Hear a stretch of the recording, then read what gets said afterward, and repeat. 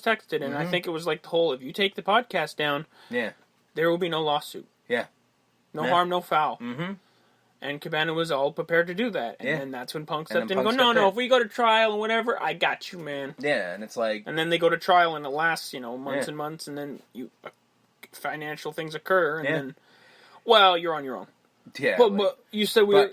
you are the reason I didn't take it... Because that's the thing. Like, even if Cabana had taken the podcast down, it wouldn't go away.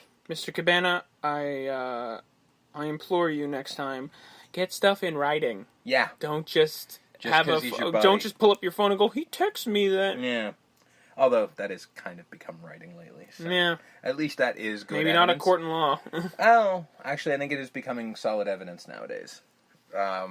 Which, good or bad, I'm not sure, because they can be fake. Yeah, but... a lawyer could, come up with 1,000 different reasons I'm sure. why his client texted that. Yeah. That's what they're paid for. Yeah, that's true. Again, CM Punk has one of those highfalutin lawyers because he's got the money for it. That's the thing. If you want to talk about, this is what WWE wanted, you know what the smart move would be? If that was the case and WWE wanted this to happen, WWE should turn around and go, we're going to represent Colt Cabana. Just because, fuck that Punk guy. Because they, as far as the lawsuit goes, they have no issue with Colt Cabana necessarily. Because it was Colt just Cabana his podcast. It was his podcast, which he was willing to take down. So... This is one of the reasons why also Uncle Dave is full of shit, is WWE would immediately step in and help Colt Cabana, which they're not going to do. So, because again, everything, apparently, this whole thing now stems from somehow WWE has a grudge against CM Punk, which they don't.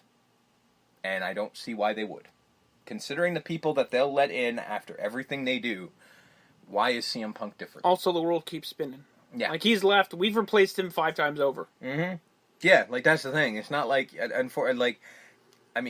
always probably room for him, but we got guys that can... We have this guy, his name's Aleister Black, he's got tattoo and kicks people. Yeah, we got that guy. We also have that, he likes to light things on fire. Oh yeah, the Burn It Down guy, that Seth Rollins guy. He can kind of fill those shoes, can't he? Yeah, I mean, we're good. We kind of have all of the indie darlings in the company now. WWE's moving on. Yeah. We're moving on. Right on. G1. Yes. Wrapped up this weekend. It did. We are going to burn through the final group days and then speak about the actual final itself. Mm-hmm. Third to last night. Tomohiro Ishii defeats Juice Robinson. Mm-hmm. Zack Sabre Jr. defeats Hiroki Goto. Tama Tonga defeats Kota Ibushi. Toru Yano defeats Kenny Omega. Via very much shenanigans. I loved it. And Tetsuya Naito defeated Sonata. That match was excellent. And once again proves that in about a year or two, Sonata is going to be quite the deal. If he already isn't. After immediately following this tournament. I'm guessing this was the thing to make him the deal. Final night of Block A. Yeah. Makabe beats Elgin. Yoshihashi beat Page. Suzuki beat Fale. Evil beat Jay White. And Tanahashi and Okada tied, and because of that, Tanahashi won the group. I was so fucking close to being right. So fucking close. I think if the math shakes out, I think if Jay White would have won that match, I think he would have won the group. He would have, yeah. But the ace, Ace got it. He ain't done yet. Nope. He wants one more shot. And the final for Block B. Yeah. As I quickly pull it up, Yano beat Tonga. Juice Robinson beat Hiroki Goto. Ishii beat Sonata. Zack Sabre Jr. beat Tetsuya Naito, and that's important because of that. And Ibushi beating Kenny Omega. Yes. Ibushi won. The he did. E block. So, if you were looking at it from optics being what they are, yes, you would like to think that Kota Ibushi was going to beat Hiroshi Tanahashi. Yeah. To be the G1 winner and to, how about we repeat that amazing match that literally just happened with Kenny Omega. Yeah. And I like the G1 final. And I like the Block A final. Sure. But the best match of the tournament, and easily one of the best matches of the year so far, was Kota Ibushi versus Kenny Omega. Yeah. Which I'm like, yeah. putting that match on there was not a good plan, because you knew it was gonna... You looked at that and went, well, that was just way too fucking good. Okay, that's not good. That's they were going to have to fight either way because they were in the same group, right? Yeah, well, eventually you knew that was going to happen. Oddly enough, though, I didn't, I looked at that and immediately went, well, Tanahashi's winning, because they're not going to repeat it that quickly. That's the thing, right? Yeah. I immediately went like, well, Tanahashi's got this, that's fine. I was cool with it, so I was like, alright, well, good for Tanahashi. We'll get to that match in a minute. The actual final itself, kind of inconsequential, except for the... final match itself, and there was a 6-man where titles changed hands. Yeah, that was the only thing that But other than that, the opening match, GHB back together. Yep. Great Bash heel. Or GBH, I mean. Hanma's back. Hanma Mania running wild once again in New Japan. Awesome to see him. Still throwing those Konkeshis. Doesn't give a fuck. That's fine. And they teamed with Elgin, so if Great you want to make that a third member? Yeah, Great Bash Heel has been a 2-man group for a while because everyone else left. Yeah, so you want to bring Mike Elgin? Yeah, that'd be fine. I would call it right now. New 6-man tag champs, right? Immediately, I understand the storyline we got going on, but seriously, just hand them the titles because no one's beating them. Just saying. They defeated Yuji Nagata and his boys. Because seriously, Shoto and Amino and Aota Yoshida, who's the newest young lion, and they were touting him on commentary. They're like, this guy's was top of his class, so this guy in a few years is going to be a deal. I do love how when Yuji Nagata's out there, it's like he's out there with his kids. Yeah, he's like, go get him, boys! You got this, guys. Go, yeah. And patting them on the back and shit like that. Like, come on, boys, we got this. And then they always lose. Of course, because seriously. Because young lions don't win matches. No. How are you going to learn? Their job is to literally use the 4 moves that they're allowed to do and lose. That's it. And also not have a personality. And then after they come to either Canada or Mexico, they come back and are a deal. Yeah. And half the time they're wearing a mask, half the time their fucking hair's crazy colors. It's kind of awesome the way they do that. They just send them out, they get a gimmick, and they bring that gimmick back. Yeah. It's kind of nuts. Or when they get back, they're like, okay, we have this gimmick ready for you. Here you go. Yeah. Side note. New Japan, I was going to call it New Japan World, but it's Fire Pro Wrestling World, but let's be honest. It's basically a New Japan World video game. Their career mode is basically this. You start as a young lion in the dojo, and you pick a faction, and it's the winning road, I think it's called.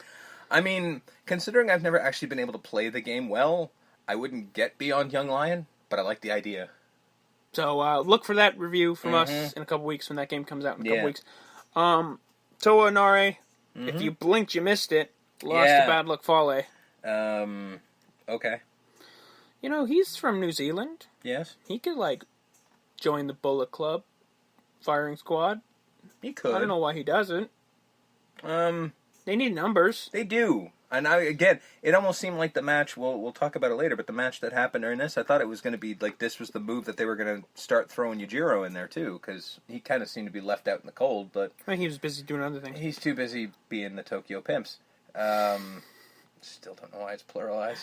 That's a language barrier thing. But you would have thought, considering that he's literally in a faction with a bunch of white dudes who speak English, somebody would have been like, hey man, take the S off there. But no, he's now the Tokyo Pimps. They're not in... They're Japan, so that's the way it is. Yeah, but still. But either way. But yeah, so... We'll get to that in a minute. They do have a new... well, not a new member, but we got an answer to who was going to be... If the Bone Soldier was going to join them, so he did, which is good to know. They got another member, at least. Tai Chi. Yes. And Takashi Iizuka defeated... It's weird that I still like Tai Chi and think he's hilarious. Yoshihashi and Goto. No, because he's great. Yeah. He fucking sings his way to the ring. He's over the top. Yeah. He's absolutely ridiculous, and I love every part of him. During the commentary, they were like, maybe he should have had Yoshihashi's spot in the G1. Well, no. We already have Toriano. I mean, let's face it, that's all Tai Chi would be doing. I think that's what Taichi used to. Yeah, but he's still cheating to win now. He's in Suzuki-gun. Everyone in Suzuki-gun, other than Zack Sabre Jr., cheats. Yes. Quite literally, they all cheat. The only person in that group that doesn't cheat is Zack Sabre Jr. Because he doesn't have to. Because he's the gaijin. And he's like, no, you crazy guys do whatever you need to do. But it's not even just that. It's his legal moves are more dangerous than anything he could do to cheat. Like, he can twist you into a pretzel, and you just have to sit there and take it until you can't take anymore. Taichi hits you with a mic stand. Mm-hmm. Zuka will eat you. Yes. Literally. Suzuki will beat you with every weapon he can get his hands on. And people. He will throw people at you. Kanemaru and Despy fucking spit liquor at you. Yeah. Which is fucking bullshit, because that's wasted liquor. Don't waste liquor like that. Depends on who you're spitting at. That's true. I will drink that. I don't care if it came out of some dude's mouth. It's alcohol. It's clean. I mean, I guess KES doesn't cheat because they're fucking. They don't have. They're 9 feet tall. I think that's the same as Zack Sabre Jr. Because it's like, why do they need to cheat? Their bodies are weapons. Like, what do you need? And at the same time, they're not above kicking you in the balls. I've seen it. Yeah. So, match number 4: Cody and Paige. Yeah, the body guys, basically. Yeah. Defeated David Finlay and Juice Robinson, and then Cody made it quite clear that he wants Juice Robinson's United States title. That's fair. And he pushed, and again, Kevin Kelly on commentary. This is why I appreciate English commentary, because now I can get what's going on. Because I'm like, but during the tournament, all these guys beat Juice Robinson, and they all get title shots, but no. Yeah. Fucking Daddy eats first. Cody's got to push his way to the front of the line, because he's Cody. I mean, yeah. And he calls Juice Robinson a Kari Sane knockoff. Which... I'm like, hey, that's insulted to Kari Sane, sir. Well, yeah, because oddly enough, I can't believe I'm about to say this, but Juice Robinson is the more ridiculous version of Kari Sane's gimmick. Which you wouldn't think to say, but it's true. Kari Sane doesn't have light up anything. That's only because she hasn't thought of it yet. Yeah. Because, I mean, remember, this is a woman who literally, when supposedly she's walking around backstage, she's acting like she's steering the pirate ship. So, that's awesome. You don't know if she is or not. It could be like an invisible jet type situation. I'd believe it. I mean, in all fairness, she could tell me anything she wants and I'll believe it. So yeah, I would assume that Cody, scare the shit out of me. That Cody is probably going to be the United States champion. I mean, I'm surprised he wasn't already, in all honesty.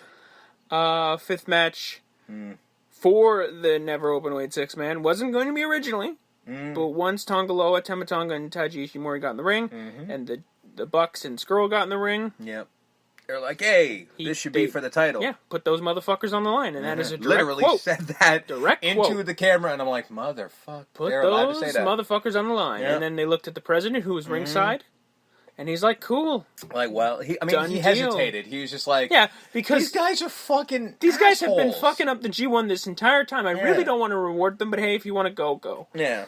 And then they beat them. Which was, honestly... And then once they beat them, they grabbed the titles and literally threw them to the ground. Which was we don't even want them. Which made we just wanted to prove our point. Which, to me, made the whole thing make sense, because I was like... Because I didn't like the idea that they... Because this was clearly part of the first... Like, this is literally the first match that the split-up Bullet Club is having, and I'm like, why are you making it for the titles? That seems kind of bullshitty. But I mean, they are champions. They are the 6-man tag, but it's like a Naito situation. Yeah, exactly. Where they're like, these belts are crap. We don't even care. So they literally threw it aside, like, we don't give a shit. We just wanted to beat them and fucking ruin their fun. So I like that. So it made sense now. But and Bone Soldier's also in the group. He is. Which is hilarious next to the fucking Polynesian giants. Yeah, but you gotta remember the body on that man. That's true. He is a ball of muscle. That dude is cut. That dude is Wolverine. Basically. So he works with them. 6th match, LIJ versus Suzuki-gun.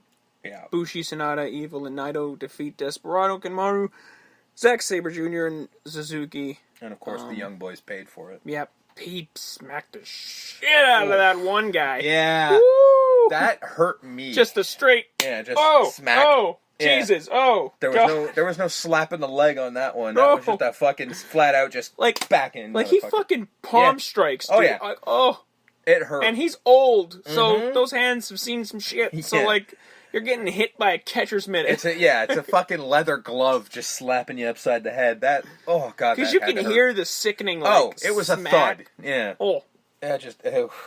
Ouch. I love that when he loses a match, whether he gets pinned or not, Yeah. he kicks the shit out of the Young Boys. Well, no. Only if he loses. When he wins, he doesn't give a fuck. He just walks away and is like, fuck it. But whenever he loses, I'm surprised the Young Boys just don't fucking head for the hills. Because they're getting beaten. Yeah. That's what's...